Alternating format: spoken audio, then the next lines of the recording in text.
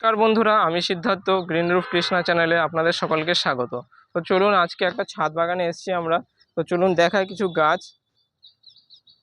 এই যে দেখুন, এটা হচ্ছে টক শাক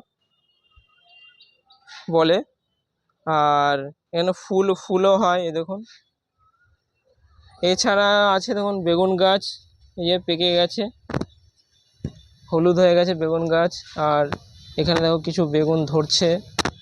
আর দেখুন কিসের মধ্যে লাগানো, ঠিক বস্তা, সিমেন্টের বস্তার মধ্যে লাগানো। সাথে আছে পুঁইশাক গাছ। এই যে দেখুন কালো লঙ্কা, টপটি দেখুন।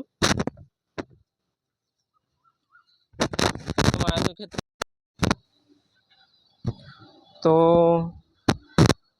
এই যে দেখুন ভেন্ডি গাছ।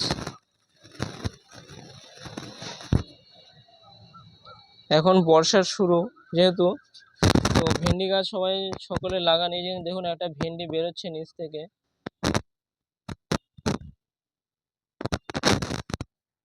এছাড়া এই যে দেখুন, এই যে ফলের যে ঝুড়ি হয়, ফলের ঝুড়িতে ড্রাগন চারা পোতা হয়েছে।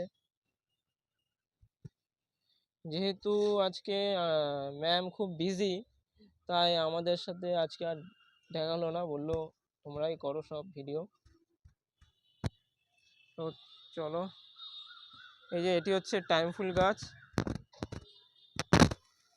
এ দেখুন, এই যে ঠিক গ্রো ব্যাগের মধ্যে লাগানো।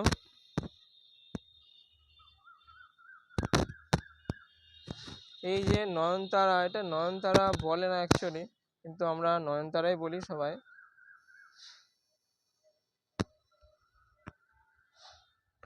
এই যে পালং শাক, লঙ্কা গাছ।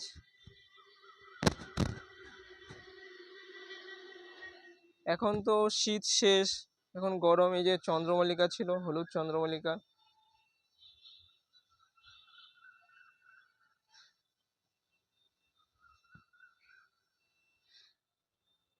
এই যে ড্রাগন গাছ, আরো ড্রাগন গাছ এখানে রোপণ করা হয়েছে। এর সামনে আছে কিছু ড্রাগন গাছ। আর এই যে কুমড়ো গাছ। তো চলুন এক জায়গায় কুমড়ো ধরেছে সেটি দেখায়।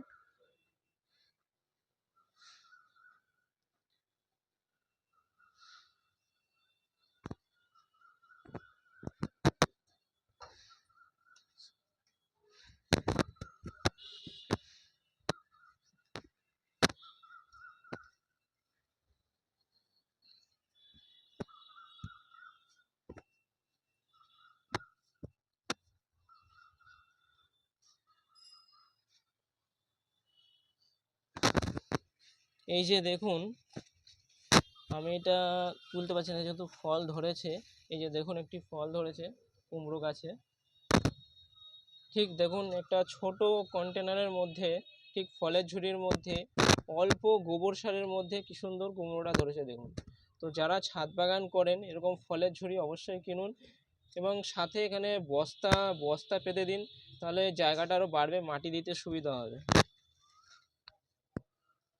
তো পাশে দেখুন পেঁপে গাছ লাগিয়েছে।